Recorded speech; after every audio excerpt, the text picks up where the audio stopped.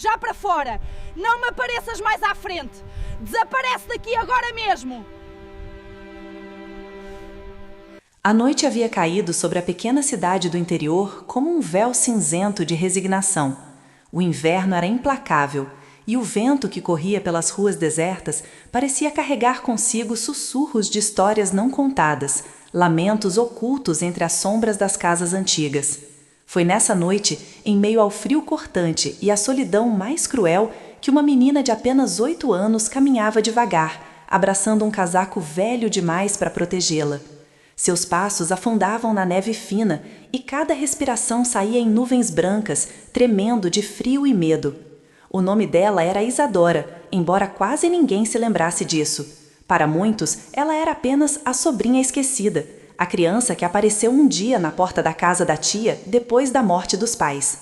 Mas para aquela mulher amarga e cansada chamada Vicentina, Isadora era nada mais que um fardo, um lembrete vivo de escolhas que ela própria desejava apagar. E naquela noite, escondida entre a raiva e o desespero, Vicentina fizera sua decisão final. "Vá embora", murmurou a tia, com a voz fria como o vento. "Eu não posso mais cuidar de você. Vá, Deus há de olhar por ti." Isadora não respondeu. Seus olhos, enormes e úmidos, buscavam alguma explicação, um fragmento de carinho que jamais encontrara naquela casa. Ela queria perguntar para onde, queria dizer "eu prometo que não vou incomodar", mas os lábios estavam roxos e o coração pequeno demais para suplicar. Quando a porta se fechou atrás dela, um som seco, como um golpe de sentença, ecoou no fundo de sua alma. E, de repente, o silêncio. As luzes da casa se apagaram, nenhuma janela se abriu, nenhuma voz chamou de volta. Isadora estava sozinha. A rua parecia interminável e a dor em seus pés descalços dentro das botas rasgadas era insuportável. A neve entrava, molhava, queimava como fogo. Mas havia algo pior que o frio, a sensação de ser invisível para o mundo. Cada casa com janelas iluminadas era um universo inacessível. Famílias riam ao redor de mesas enquanto ela vagava entre a vida e o abandono.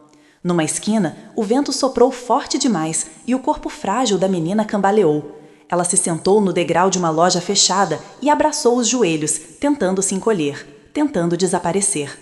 As lágrimas que desciam não eram apenas de tristeza, mas de uma pergunta que jamais obteve resposta.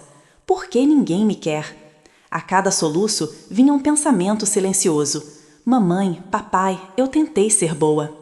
O tempo passou sem pressa e o frio se tornou mais denso. Pedaços de memória surgiam como relâmpagos. A voz doce da mãe cantando antes de dormir, o cheiro de café na casa antiga, a risada do pai quando ela tropeçava de propósito só para ganhar colo. Eles se foram em um acidente de estrada, deixando apenas papéis, contas e uma herança que nunca chegou, e uma tia que não tinha amor para dar. Foi então que uma pequena luz apareceu na esquina, um carro, avançando devagar por causa da neve.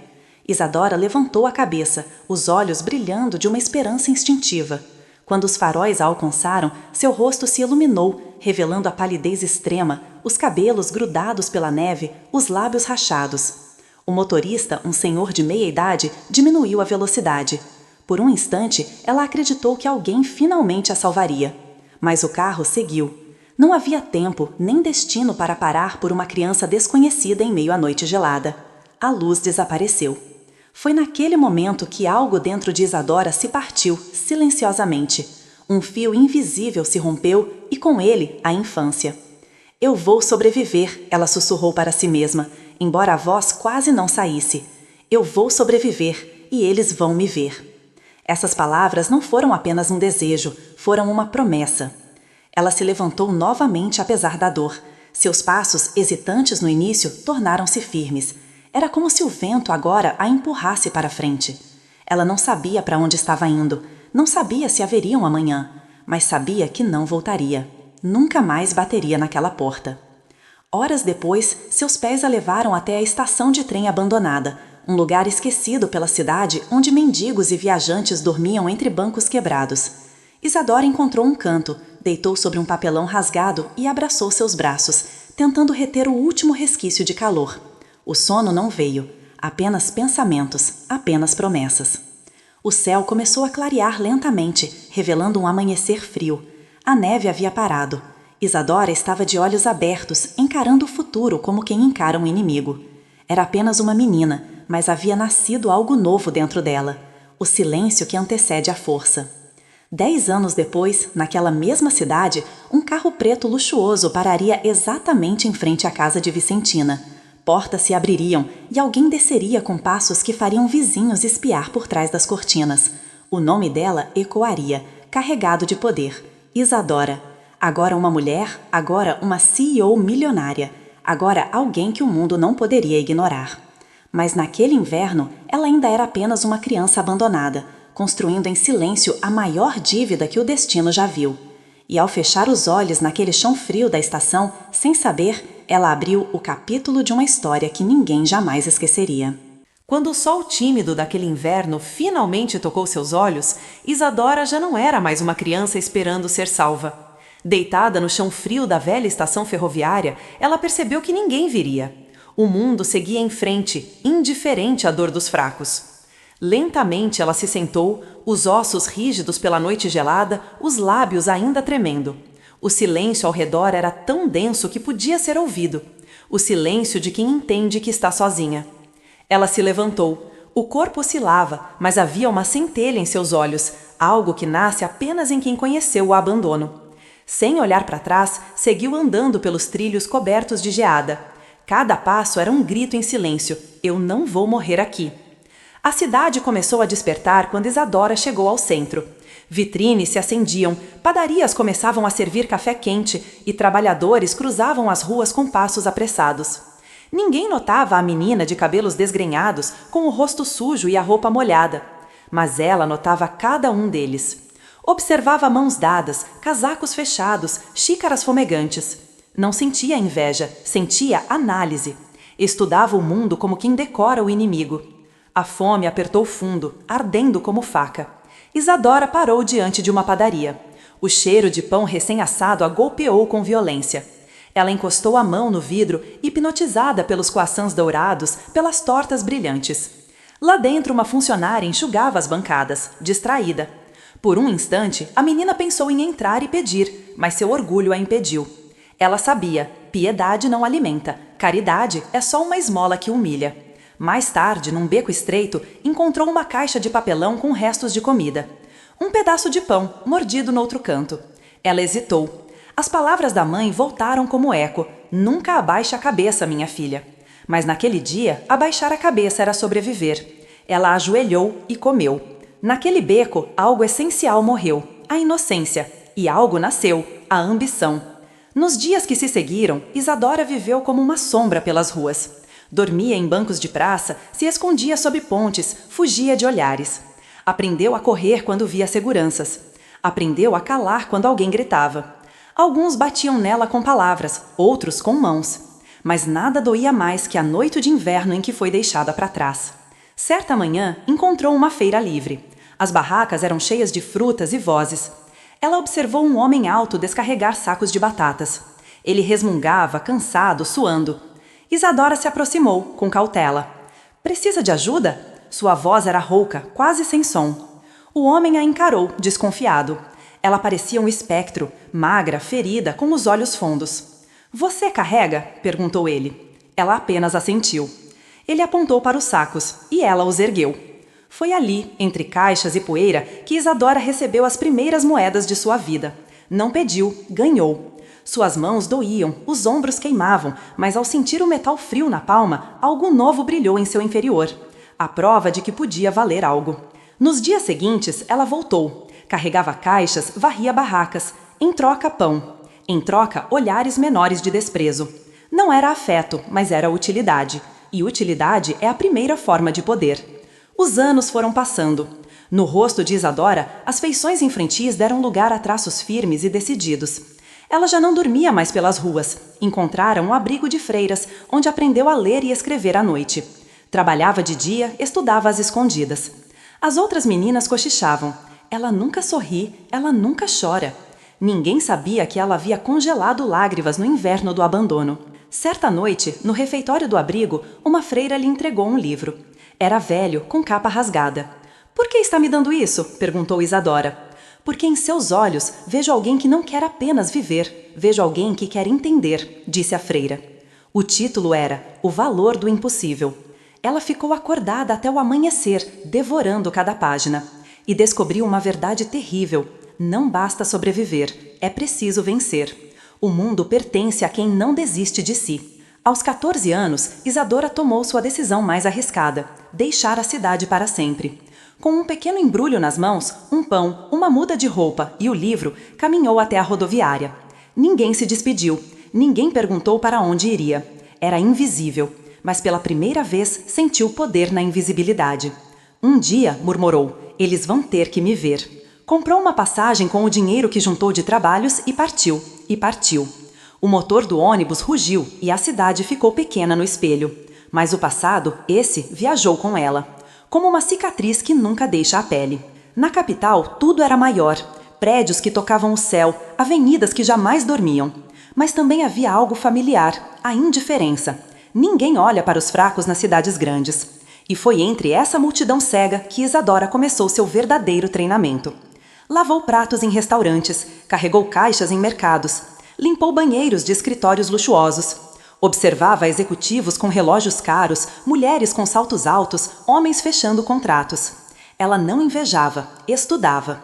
Aos 16, aprendeu contabilidade básica com um cozinheiro velho. Aos 17, aprendeu inglês limpando mesas de um café frequentado por turistas.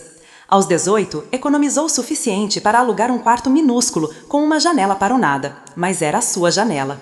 E em cada noite silenciosa, repetia diante do espelho: eu não desapareci naquele inverno, eu estou voltando. Ela ainda não sabia como, ainda não sabia quando, mas sabia por quê. Não era por vingança, nem por orgulho, era por justiça. Anos mais tarde, quando a primeira empresa nasceu de suas mãos, quando sua assinatura passou a valer milhões, quando jornais a chamavam de a Mulher de Ferro, alguém lhe perguntou: onde começou sua história de sucesso? E Isadora respondeu, com olhos de quem viu a morte: começou no dia em que me deixaram para morrer no inverno, e eu escolhi viver. As luzes da cidade pareciam brilhar com arrogância quando Isadora chegou ao seu primeiro emprego fixo em um café movimentado no centro financeiro.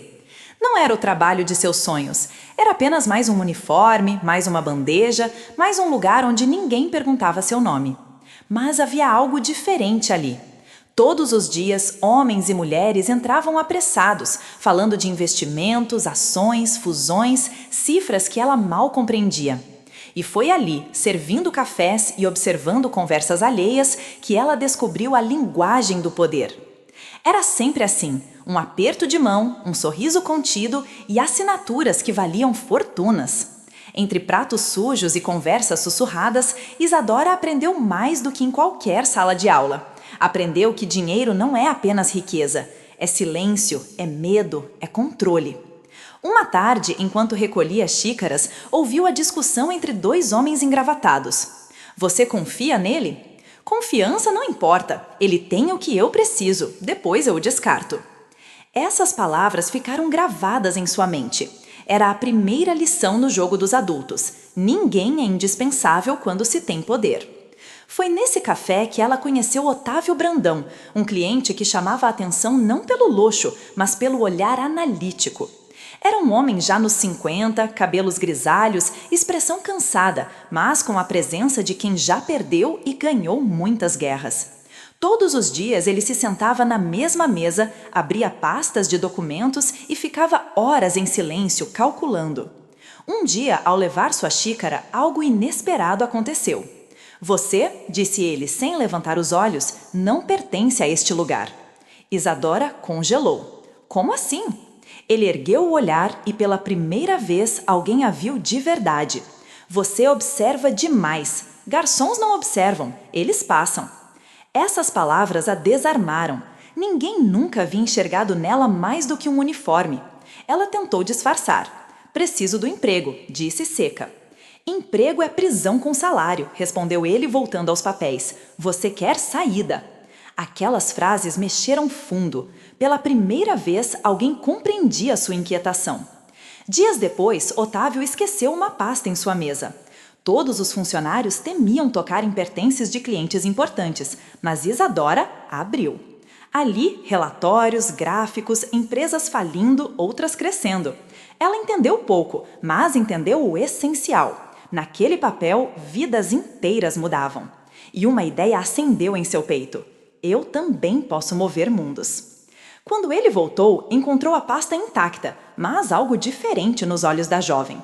Você leu? Perguntou. Não tudo, disse ela, só o suficiente para entender que dinheiro é tempo e tempo é poder. Otávio ficou em silêncio por alguns segundos. Qual seu nome? Isadora. Ele guardou esse nome como quem reconhece uma semente rara. Semanas depois, ele lhe fez um convite. Venha depois do expediente, preciso de alguém para organizar documentos. Ela hesitou. Muitos já haviam tentado se aproveitar dela. Mas Otávio não oferecera caridade, oferecera trabalho. E isso, para Isadora, era respeito. Foi assim que, aos 19 anos, ela entrou em um escritório pequeno e velho no subúrbio. Ali, entre notas fiscais e contratos esquecidos, ela aprendeu contabilidade, fluxo de caixa, lógica de negócios. Não em livros, na vida real.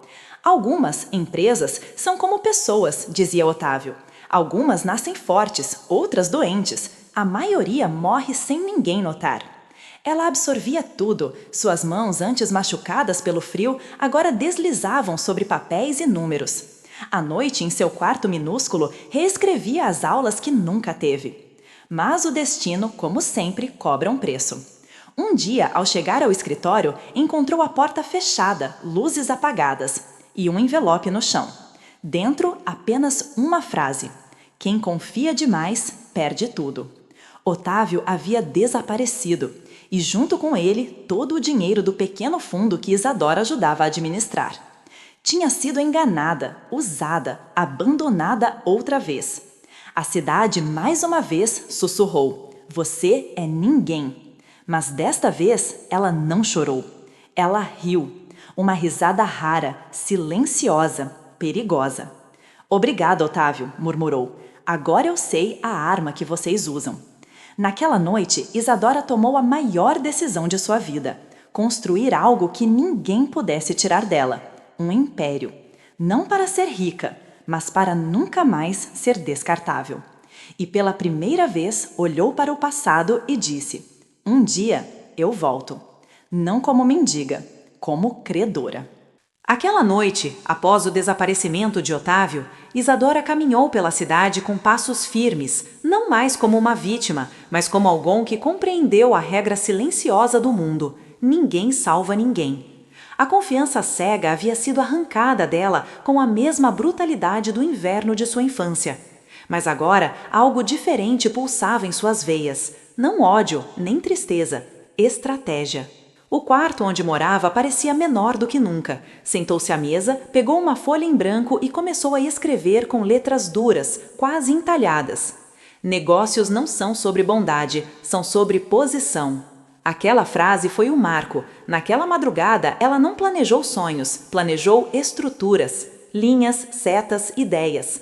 Não empresas inteiras, mas um caminho. Ela não queria sorte, queria sistema. O primeiro passo foi simples: capital. Voltou aos trabalhos mais pesados, revezando noites em turnos de limpeza e dias em serviços de entrega. Cada moeda economizada era guardada com a frieza de um investidor. Não gastava com roupas nem lazer. O estômago se habituou ao mínimo, o corpo ao cansaço, mas a mente jamais esteve tão desperta. Aos 20 anos, com as mãos calejadas, alugou uma pequena sala em um prédio decadente de escritórios. Uma mesa usada, uma cadeira dura, uma placa improvisada na porta. IM Consultoria, Planejamento e Organização Financeira.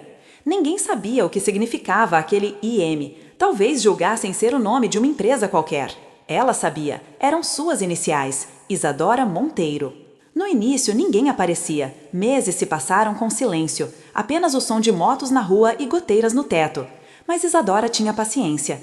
O fracasso é impaciente, ela não. Foi então que, numa manhã chuvosa, um homem nervoso entrou às pressas. Um pequeno comerciante prestes a fechar as portas. Dívidas, caos, famílias dependendo dele. Me disseram, ele hesitou, olhando desconfiado, que você entende de números?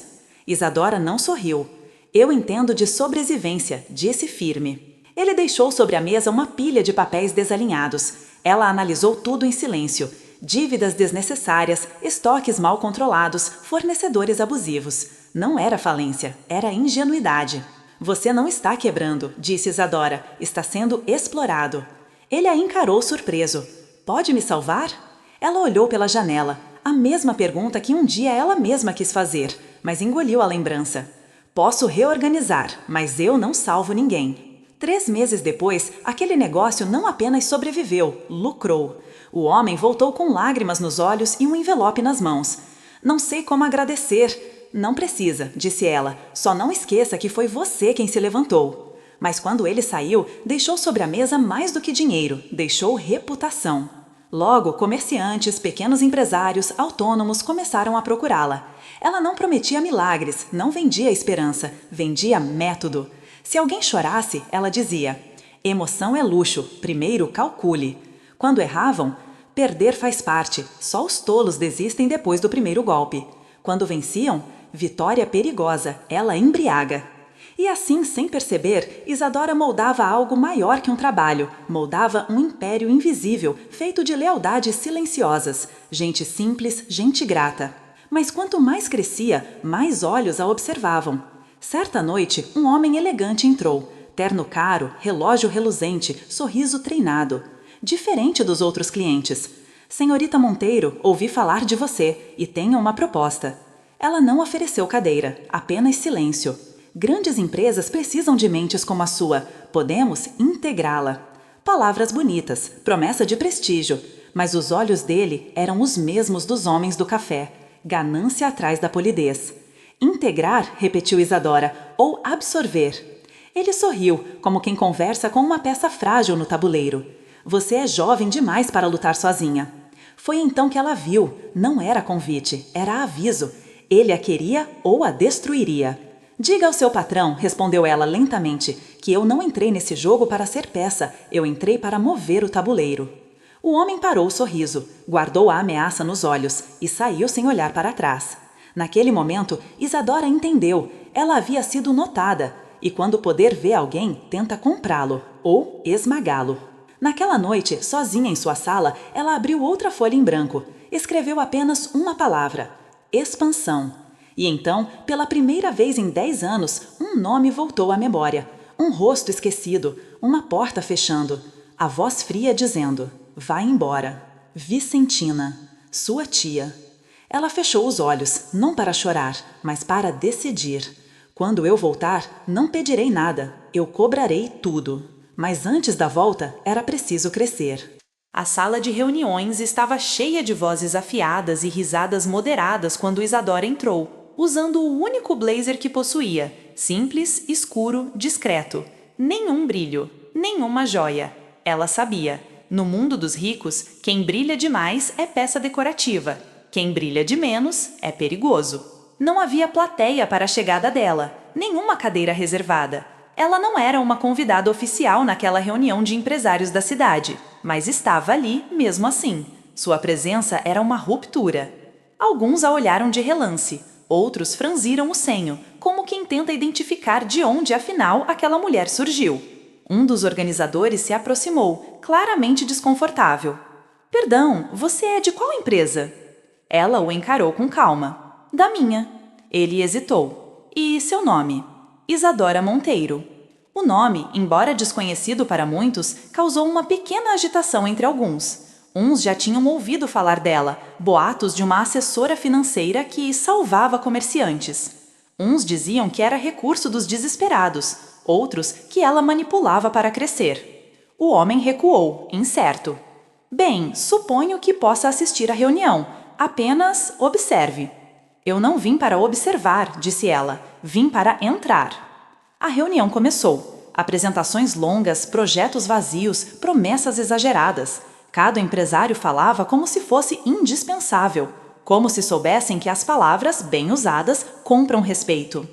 Isadora ouviu tudo, em silêncio, mas silêncio não é ausência, é presença concentrada.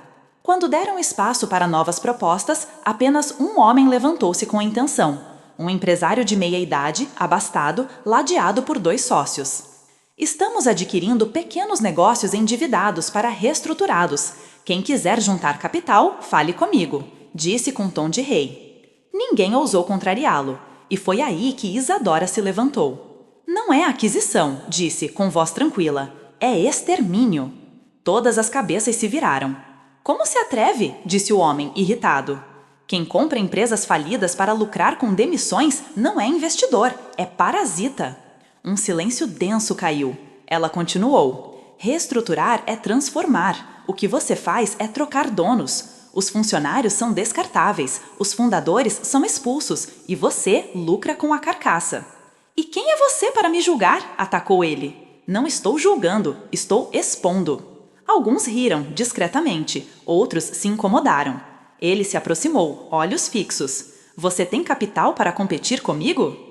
Tenho método, e método compra capital. Foi o bastante. Ela havia declarado guerra, e os ricos não perdoam insolência sem pedigree. Horas depois, já fora daquela sala, Isadora foi interceptada por uma mulher elegante, jovem, firme, olhar astuto.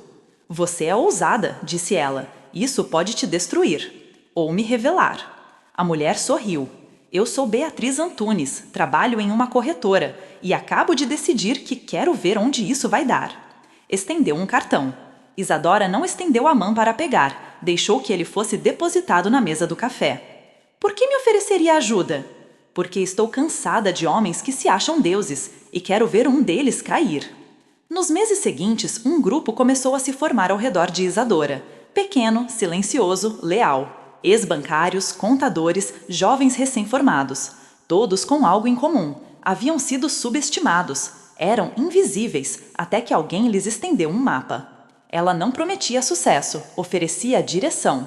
Nosso alvo, disse ela em uma tarde, não é apenas lucro, é permanência. Quem vence rápido, desaparece rápido. Vamos construir algo que eles não possam comprar. E o que é isso? Perguntou um deles. Respeito. No ano seguinte, IM Consultoria virou IM Capital e, em vez de prestar serviços, começou a investir.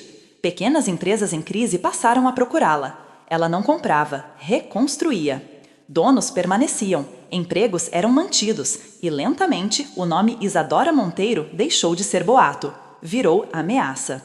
Foi então que veio o ataque. Uma denúncia fiscal, falsa, precisa, alguém tentava quebrá-la antes que crescesse demais. No corredor do prédio onde trabalhava, ela recebeu o documento. Seus sócios ficaram em pânico. Isso pode nos fechar, disse Beatriz. Isadora respirou fundo e sorriu. Então agora sabem que existimos. Nessa noite, sozinha em sua sala, Isadora olhou pela janela para a cidade. Luzes, ruídos, pressa e nas profundezas da memória, a porta se fechando. A voz da tia, vai embora. Ela fechou os olhos, murmurando apenas, estou voltando. Não como menina, mas como dívida. A denúncia fiscal chegou como uma lâmina fina, sem som, sem aviso, cortando onde ninguém esperava. Na manhã em que os agentes apareceram na recepção da IM Capital, muitos funcionários congelaram. Era a primeira vez que aquela empresa, nascida na sombra, era tocada pela mão fria do sistema. Temos que fechar tudo, disseram alguns. É o fim, murmuraram outros. Mas quando entraram em sua sala, Isadora estava em pé, diante da janela, impassível. Ela não perguntou quem havia enviado os fiscais, não perguntou o motivo, apenas disse, a ordem? De quem veio? O agente hesitou. Anônimo. Ela sorriu. Não de alívio, mas de confirmação. Muito bem, vamos abrir cada gaveta, cada documento, cada número, falou, virando-se com firmeza. Aqui não há nada a esconder, mas eles verão que somos difíceis de derrubar. Os fiscais trabalharam o dia inteiro, nada encontraram. Ao final, um deles, claramente desconfortável, disse, perdoem-nos, apenas cumprimos ordens. Ordens? Respondeu Isadora. Ordens não culpam ninguém, escolhas, sim. Ele abaixou os olhos. Quando saíram, a empresa estava inteira, mas a mensagem havia sido entregue. Eles sabiam que ela existia e queriam apagá-la. À noite, os sócios se reuniram. Alguns falavam em recuar, em mudar de nome, em baixar a cabeça. Mas ela entrou em silêncio. Ficou diante deles e disse com clareza cirúrgica, Vocês queriam entrar no mundo dos grandes. Pois bem, pausou, este é o preço de sentar-se à mesa. Eles não lutam com armas, lutam com rumores. Beatriz, firme ao seu lado, completou: guerra de reputação. E é por isso, continuou Isadora, que agora nós vamos aparecer. Se querem nos atacar nas sombras, seremos luz. Eles precisam saber que não intimidam quem já veio do nada. Seu plano? Um golpe ousado. Ela se inscreveria no Fórum Empresarial Regional, o evento mais exclusivo da cidade, reservado para magnatas, herdeiros e dinastias industriais. Nenhum convite, nenhuma indicação. Ela pagaria a inscrição como qualquer desconhecido. Vão rir de você, avisou um dos sócios. Já riram antes, respondeu. A diferença é que agora eu escuto. O salão do evento era um teatro de poder. Lustres altos, mesas de cristal, risadas ensaiadas. Mulheres em vestidos caros, homens com relógios que podiam comprar carros. Quando Isadora entrou, não houve silêncio, houve desprezo. Alguns cochicharam. Quem é ela? Consultora que virou investidora, nada demais. Cheirinho de arrivista. Ela caminhou até sua mesa. Seu lugar era no fundo, ao lado de convidados secundários. Mas ela não se sentou. Permaneceu de pé, observando os discursos no palco. Lá em cima, falavam sobre liderança humanitária, solidariedade empresarial e outras frases perfumadas. Ela via apenas cálculo, apenas peças. Até que um deles, o mesmo empresário que ela havia confrontado meses antes, Rômulo Vasques, subiu ao microfone. Devemos ter cuidado, disse ele, com aventureiros. Há quem se apresente como salvador de empresas, mas, na verdade, semeia um caos. Murmúrios, olhares em sua direção, um banquete de ironia. Beatriz se inclinou para ela. Podemos ir embora agora, ainda com dignidade. Não, respondeu, é aqui que eu fico. Rômulo desceu do palco. Ao passar perto, olhou-a com condescendência. Não leve para o pessoal, disse. Negócios não são para quem sente. Ela o encarou. Eu sei, negócios são para quem pensa. Ele esperou provocação. Não veio. Apenas silêncio. E silêncio é a arma mais irritante. Quando chegou o momento das apresentações livres, todos esperavam que ela se calasse. Mas ela se levantou, sozinha, sem slides, sem sobrenome. Não tenho herança, disse, firme. Não tenho sobrenome, só tenho resultados. Alguns riram. Ela continuou. Enquanto alguns compram empresas para destruir seus donos, eu reconstruo negócios para fortalecer famílias. O salão se calou. Chamem isso de aventura se quiserem. Eu chamo de futuro. Ninguém a aplaudiu, ainda. Mas naquele instante, muitos passaram a escutá-la. Na saída, Rômulo a interceptou. Não vai durar, disse ele. Não estou aqui para durar, respondeu Isadora. Estou aqui para permanecer. Ele franziu o senho. Qual a diferença? Ela deu um leve passo à frente. Quem dura, passa. Quem permanece, muda o mundo. Nessa noite, enquanto voltava para o escritório, as luzes da cidade pareciam diferentes. Não mais distantes, não mais inalcançáveis. Ela sabia. Ainda não era reconhecida, mas já não era invisível. E quando parou na calçada, diante do reflexo no vidro de um prédio, murmurou sozinha. Está chegando a hora. A hora de voltar. Não como lembrança, mas como juízo. A primeira vez que Isadora viu seu nome impresso em um jornal, não houve euforia, apenas um longo silêncio. Sobre a mesa de seu escritório, a manchete dizia: A nova voz do mercado. Quem é Isadora Monteiro? Havia mais perguntas do que respostas. De onde surgiu? Por que rejeita aquisições agressivas? O que significa sua política de preservação de empregos? Alguns a chamavam de visionária, outros de ameaça, mas ninguém conseguia ignorá-la. No início, recusou todas as entrevistas. Desconfiava dos holofotes. Sabia que elogios são facas sem lâmina. Parecem inofensivos até que cortam. Mas aos poucos percebeu que a visibilidade era mais que vaidade. Era escudo. Quem é visto é difícil de ser apagado. Em uma tarde chuvosa, aceitou seu primeiro convite para um programa de negócios. Terno preto, olhar firme, passos precisos. Nenhuma joia, nenhuma cor. Ao entrar no estúdio, um produtor tentou lhe entregar um batom para a sua imagem ficar mais suave. Não preciso parecer suave, disse. Preciso ser ouvida. Na entrevista, perguntaram: qual é o segredo do seu sucesso? Ela respirou, encarou a câmera e disse: nenhum sucesso nasce do conforto. Sucesso nasce do abandono, quando você entende que ninguém virá te buscar. Silêncio no estúdio, e pela primeira vez o país inteiro escutou uma mulher falar de poder sem pedir desculpas. Dias depois, começaram os convites, congressos, conselhos, alianças e também armadilhas. Grandes empresários tentavam associá-la, queriam sua imagem, não sua visão. Alguns a elogiavam em público e conspiravam em privado. Foi numa noite de gala, repleta de vestidos dourados e cristais pendurados, que ela percebeu. Agora pertencer àquele mundo, mas nunca faria parte dele. Eles adoravam seu nome, mas temiam seu método. Você já tem tudo, disse um banqueiro. Dinheiro, reputação. Falta apenas um sobrenome para entrar nos salões certos. Isadora sorriu. Salões certos? Repetiu. Eu não entrei neste jogo para ser aceita. Entrei para mudá-lo. Ele riu. Vai acabar sozinha. Estou acostumada. Ela saiu antes dos discursos. O tapete vermelho nunca lhe interessou. O que realmente importava naquela noite estava do lado de fora, no céu. Uma lua cheia, fria, distante, como a noite em que tudo começou. Foi ali, em silêncio, que sentiu algo diferente. Não dor, não raiva, apenas conclusão. Estava na hora. Chegou ao escritório no dia seguinte antes de todos, sentou-se à mesa, pegou uma folha em branco e, como fizera anos atrás, escreveu uma única palavra: retorno. Beatriz entrou logo depois, notando o papel. Aonde quer voltar? Para onde eu fui esquecida. Beatriz hesitou. E o que você vai buscar? Isadora levantou o olhar. Nada, já tenho tudo. Pausa. Agora eu vou cobrar. As semanas seguintes foram silenciosas, mas não se engane, silêncio em Isadora nunca foi vazio. Reorganizou a empresa, preparou sua ausência, nomeou sucessores. Alguns tentaram dissuadi-la.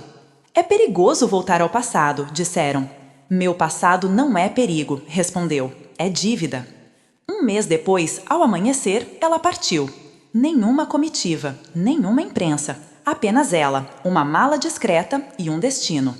Ao entrar no carro que a levaria de volta à pequena cidade de onde fugira, uma jornalista que descobrira sua partida tentou se aproximar. Você está indo para resolver algo pessoal? Isadora não negou. Estou indo para encerrar um inverno. Durante a viagem, o campo passou pela janela como memórias. Estradas estreitas, árvores secas, vilas silenciosas. A cada quilômetro, a menina Isadora despertava um pouco mais. Aquela que sentou na estação, que comeu pão do lixo, que jurou sobreviver. Quando viu o letreiro da cidade, não sentiu tremor, nem raiva, apenas firmeza. Estava voltando, não como órfão, mas como juízo final. Naquela manhã, enquanto descia do carro, alguns moradores a observavam, curiosos. Ninguém reconheceu. Anos haviam passado, mas ela lembrava de tudo, cada rua, cada esquina. E lá estava, a casa. A mesma porta, as mesmas janelas. E atrás dela, Vicentina. Envelhecida, amarga, sem saber que o inverno havia retornado. Isadora caminhou em direção à porta, passo por passo. Não como mendiga, mas como credora. Bateu 3 vezes e esperou. A porta ringeu devagar, como se resistisse ao próprio tempo. Do outro lado, Vicentina surgiu, menor, mais curvada, os olhos opacos de quem já não espera visitas. Por um instante, nenhuma reconheceu a outra. A tia viu apenas uma mulher estranha, de postura elegante, casaco escuro, olhar firme, quase intimidante. Pois não? Perguntou Vicentina, a voz trêmula, mas ainda áspera, como nos velhos tempos. Isadora permaneceu imóvel. Apenas disse: eu vim falar com quem, um dia, me disse para ir embora. Vicentina franziu o senho. O silêncio entre as duas era denso, feito de invernos não ditos. Eu não lembro, murmurou, confusa. Então eu lembro por nós duas. E naquele instante a memória voltou como faca. O vento frio, a porta fechada, os joelhos tremendo sobre a neve. Vicentina levou a mão à boca, surpresa. Isadora? Não como saudade, como susto. A tia tentou sorrir, um sorriso velho, quebrado. Eu achei que você tinha morrido. Eu morri, disse Isadora com calma, mas voltei. Vicentina deu um passo para trás. Não de culpa, de medo. O que você quer? Dinheiro? Isadora quase sorriu. Dinheiro? Ela era o dinheiro. Eu vim encerrar o inverno. Vicentina piscou, sem entender. Por que voltou? Para me culpar? Para me destruir? Eu não voltei por você, respondeu. Eu voltei por mim. Há coisas que só se encerram quando são vistas. Entraram. A mesma casa. O mesmo cheiro de mofo e solidão. Nada mudara. Apenas envelhecera junto com a mulher que um dia expulsou uma criança ao frio. Na mesa, uma xícara vazia, um cobertor fino, nenhuma fotografia, nenhum retrato de família, apenas lembrança sem moldura. Vicentina sentou-se devagar. Você está bem. Melhor do que deveria, disse Isadora. Casou? Teve filhos? Tive fome. Aprendi a vencer. Isso basta. Vicentina inclinou o rosto, tentando decifrar o que estava diante dela. Eu fiz o que pude. Eu mesma não tinha nada. Isadora se aproximou. Você não precisava ter nada, só precisava não me abandonar. Vicentina tentou chorar, mas lágrimas antigas são teimosas. Apenas murmurou. Eu era dura, mas você sobreviveu. Não sobrevivi por sua causa, corrigiu. Sobrevivi apesar de você. O relógio da parede marcou o tempo com um tique seco. Isadora sentou-se frente à tia. Não havia fúria, não havia vingança. Havia um tribunal silencioso. Por que não me matou? Perguntou Vicentina, de repente, numa coragem quebrada. Por que não grita comigo? Por que não me acusa? Isadora a encarou como quem olha um inverno já passado. Porque gritar não muda o passado. Eu não vim buscar justiça aqui. Eu já a criei lá fora. E o que vai fazer comigo? Ela respirou fundo. Nada. Vicentina regalou os olhos. Nada? Nada. Você não merece minha vingança, merece minha memória. Vai viver sabendo que uma criança que você expulsou voltou como mulher que você jamais alcançará. E toda vez que olhar para esta porta, vai lembrar de quem você deixou sair. O silêncio caiu como sentença. Isadora levantou-se, caminhou até a porta. Parou. Sem virar o rosto, disse: Um dia alguém me disse: Deus há de olhar por ti. Ele olhou, não por pena, mas por propósito. Vicentina curvou a cabeça. Me perdoa? Isadora fechou os olhos. O perdão era possível? Sim, mas nunca seria libertação. Eu perdoo, murmurou, mas não esqueço. Perdoar é seguir, esquecer é voltar. E eu não volto mais. Abriu a porta. O vento entrou. E com ele, primavera. Horas depois, Isadora caminhava pelas ruas da cidade. Nada havia mudado, mas ela havia. Passou pela praça onde dormiu, pela padaria onde não entrou, pela estação onde quase morreu. Em cada lugar, deixou uma parte da dor. Em cada esquina, recolheu de volta sua história. Na saída da cidade, algumas crianças brincavam na calçada. Uma menina de cachecol a observava curiosa. Isadora se aproximou. Está com frio? A menina assentiu. Isadora tirou o próprio cachecol e envolveu o pescoço frágil dela. Guarde, vai aquecer.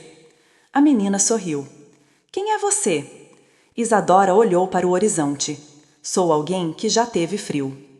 No carro, a cidade ficou para trás, pequena, distante, vencida. Mas antes de partir de vez, ela sussurrou. Eu não voltei para lembrar o que sofri. Voltei para ver o que venci.